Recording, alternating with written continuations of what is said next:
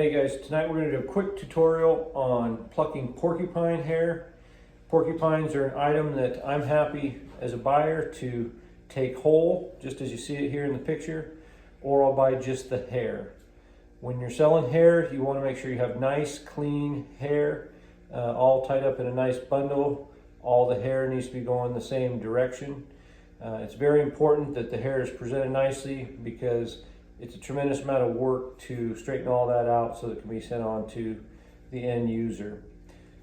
The first thing I get asked whenever somebody sees porcupines in my yard is, what are you using those things for? Porcupines are used almost exclusively for the Native American trade. The long guard hairs, which is what we're going to harvest tonight, that all goes into making roaches. The long headdresses that you see during traditional Native American dancing, powwows, that sort of thing. The quills also have value for beadwork and other crafting items. So there is good use, good utility out of a porcupine. In the area where I live, these animals are abundant. They're not regulated. In many situations, they have become a nuisance. They have a bad habit of getting into people's tree rows and eating the bark, killing trees. Oftentimes livestock, pets, that sort of thing gets involved with them and ends up with quills in their face or other appendages that have to be removed. So a lot of these animals are going to be killed for a nuisance control. So we're just trying to utilize the resources best we can. But when it comes to plucking, the main thing that I can tell you, the best tip I can give you, is to just let them hang out for a little while. If you get a real fresh porcupine and you try to pluck it, you can pluck it, but your hands are going to be sore. Oftentimes you're going to end up with hair that's kind of curled because it's getting so much force to pull it. So let that porcupine age a little bit. That's all temperature sensitive. So if it's 80 degrees outside, you don't have to let it age very long because within a couple days it's going to be nasty. If it's 50 degrees, you got a little bit of time, you can let them hang out for a few days. If it's 30 or 40 degrees, you can let a porcupine hang out a long time before he's ready to pluck. So in the wintertime, oftentimes what I'll do is I'll let them hang outside for a while. When I'm ready to start plucking, I'll bring a batch in, let them hang out in the shop at 50 degrees for a few days, come out, pull on them, see what's ready to go. Plucking porky hair is not a complicated process. I think it's intimidating for some people because they see this big pile of hair. I mean, these things look like just a hairy monster. But the thing with porcupine hair is when you pluck it, you want to pluck it clean. You want all the hairs going the same direction, and you don't want a bunch of short hair in your bundle. Talk to your buyer about how he likes them. Some buyers want the hair sorted by size.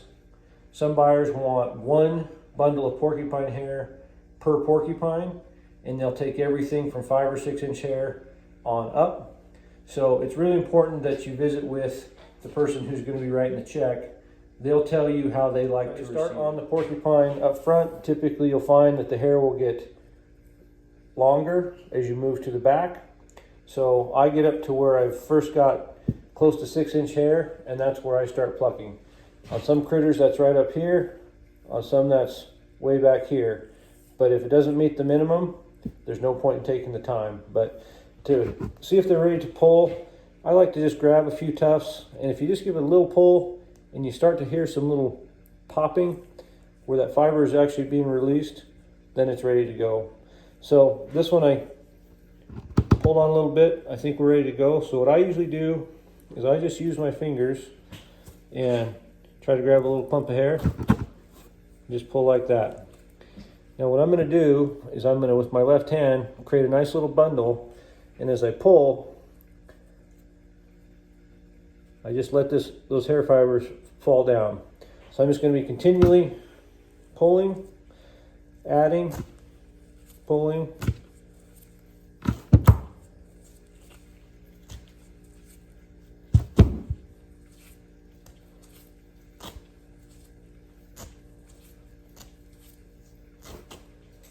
When I see that I'm starting to get over here and I'm starting to get hair that's not quite to my minimum length, Then I'm going to stop that section and move back somewhere where I got longer hair.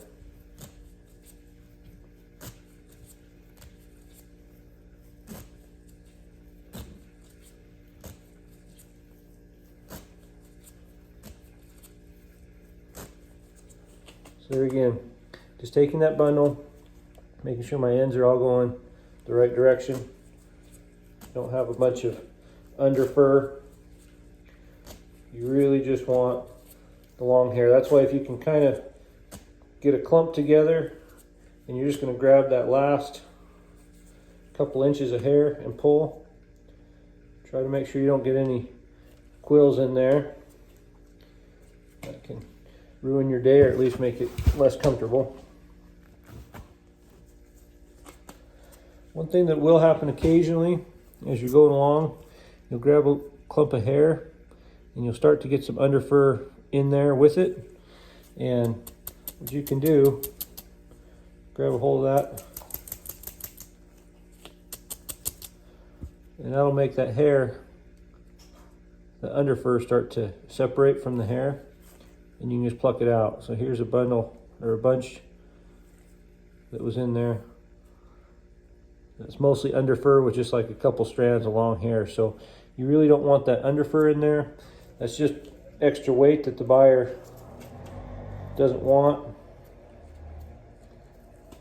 If you can just pop that, a lot of times that under fur will come out. This bundle's looking pretty clean and nice anyway, but if you're working along and you see some under fur work in there, try to get it cleaned out. As you get towards the back, you kind of have this crown on the back of the tallest hair. You want to make sure you spend the time to get all of that. That's going to be the highest value. There's only so much of that 10, 11 inch hair that's produced every year, so the more of that you can get, the better. Okay, we're getting real close. There's just a few more little patches. Oftentimes on these flanks, you can pick up a little more hair. But mostly getting down to the smaller stuff now.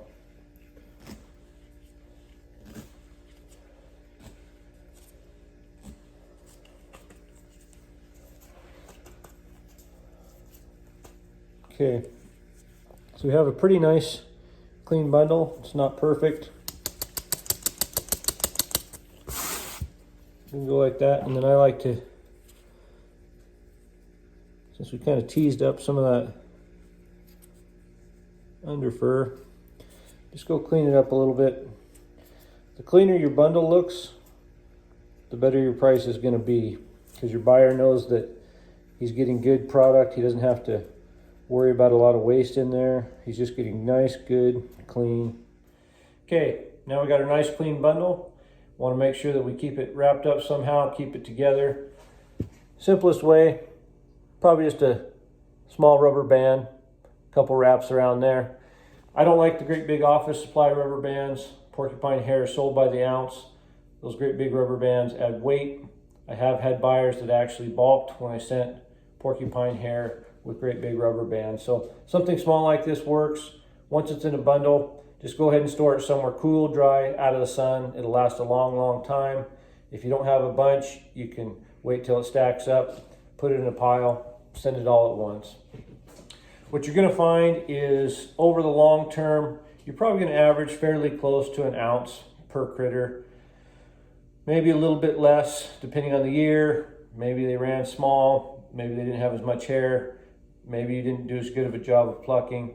But somewhere between 8/10 of an ounce and an ounce of hair per animal should be a decent average target if you have a pretty good pile of porcupines. So the one we did tonight was just under an ounce, and the one I have here on the table, just looking at it, I'm sure it'll go over an ounce. So two kind of average sized porcupines are probably going to work out to real close to an ounce of hair. I've got some smaller ones out in the back that'll be maybe half an ounce at best, and I've got some great big ones that may even push 2 ounces. So something like that seems to work out for an average. So hope you found this helpful, and hopefully gives you some ideas on ways you might better utilize this resource. Have a good night.